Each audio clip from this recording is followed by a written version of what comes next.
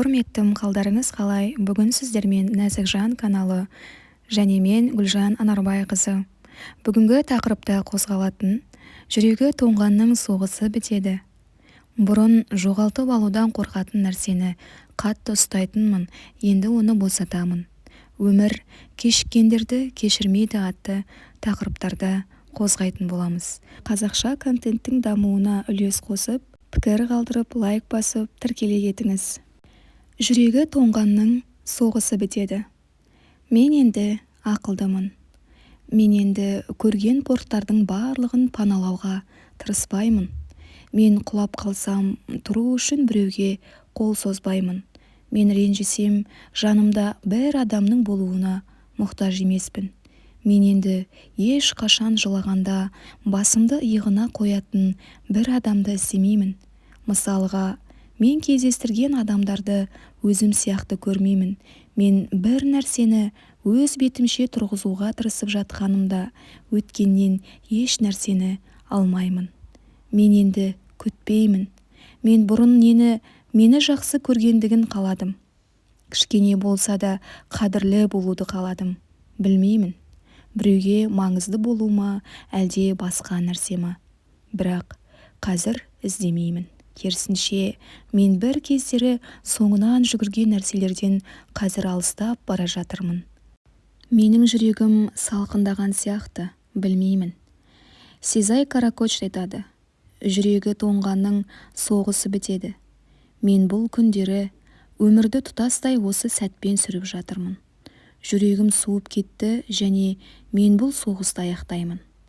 Сіз мені жеңдім деп ойлай беріңіз. Мен бас тартамын. Менің сізбен соғысым аяқталды. Бұрын жоғалтып алудан қорқатын нәрсені қатты ұстайтынмын, енді оны босатамын. Бұрын өмірімде бір жанды кездестіріп, оған бауыр басып қалғанымда, бір күні кетіп қалмаса екен деген қорқынышпен жақсы көретін едім. Қазір ойлап қарасам, негізсіз болған қорқыныштар екен. Кеткісі келген адам сенің қорыққаныңа қарамастан кететінін түсінбеппін. Сен қанша жерден бауыр басып қалсаң да, қаншалықты жақсы көрсең де, саған лайықтысын таңдамайды. Өзіне лайықты болғанды таңдайды екен. Жоғалтудан қорқып, жақсы көрудің ешқандай мағынасы жоқ екен. Сен тек өзіңді шаршатумен, уайымның жетегінде кетумен өміріңді өткізесің. Бір кездері жоғалтудан қорқып, қатты жақсы көрген жүрек бір күні оны өз еркімен жібереді. Енді мен жоғалтып алудан қорқатын нәрселерді тастаймын. Келеді ме, кетеді ме, оны өзіне қалдырамын. Кеткісі келетіндердің алдында тұрып, кетпеуі үшін барлығын жасайтын уақыттарды өткеннің еншісінде қалдырдым. Ендігі менде адамдарға деген тәуелділік жоқ. Өзі білсін деп жылы жауып қоя саламын. Мен тек оларды бағалағандықтан ғана олардың қателіктеріне көз жұмып келген екенмін. Енді түсініп жатырмын.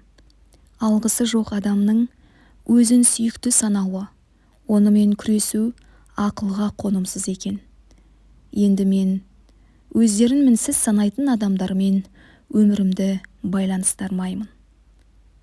Бұрын жоғалтып алудан қорқатын нәрсені қатты ұстайтынмын, енді оны босатамын. Өмір кешіккендерді кешірмейді. Келесі күннің таңын нақты көретінімізді білетін сияқты, ісіміздің барлығын ертеңге, не болмаса басқа бір күнге қалдыратынымыз өтірік емес шығар. Бір шынаяқ кофені ішуді, фильм көруді демей-ақ қояйын, кітап оқуды, жаңа білімді үйренуді, тіпті жақындарымыздың жағдайын сұрап, қатты құшақтауды, не жақсы көретінімізді айтуды ұмытып кетеміз. Бірақ өмірдің әділдігіне қараңызшы. Адам ертеңге қалдыра берген дүниелерінің барлығын жағдайы нашарлағанда, яғни аурухана дәлізінде есіне түсіреді екен. Өміріміздің өлшеулі һәм қадірлі екендігін сол кезде түсінеді екенбіз. Бұл дүниенің тірлігі еш қашан бітпейді.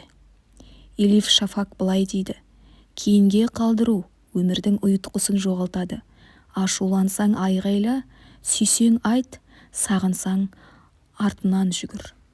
Жұмыстың қарбаластығы сонша, қазіргі уақытта әркім өзімен өзі, өзімшіл болып бара жатқан сияқты адамдар. Тіпті уақыт бөліп әңгіме дүкен құратын заман артта қалып кеткендей.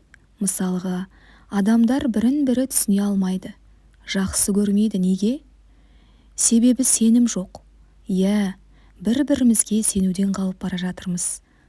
Тұрақты ауруға айналған әлеуметтік желілер, көзбояушылыққа негізделген өмір біздің өмірлік ұстанымдарымызды ұмыттырып жіберді.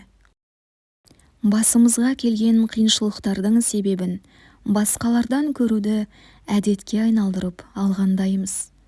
Біздің өмір сүргеніміз басқаларға міндет сияқты.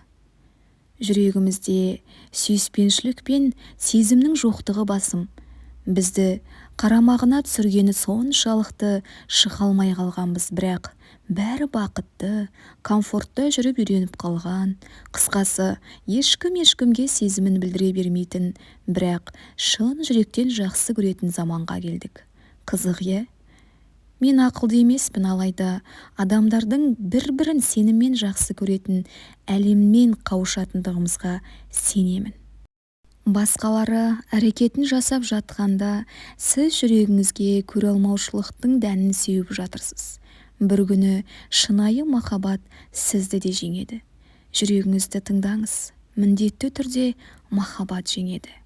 Нури Пагдил айтады: бұл заманның адамдары жалғыз өмір сүруге үйреніп қалған, өйткені бір-біріне деген сенімдері жоқ. Құрметті Нәзік Жан каналының оқырмандары, сіздерге бүгінгі тақырып ұнаған болса, каналыма тіркеліп, лайк басып, пікір қалдыра кетіңіз. Сіз қалай ойлайсыз?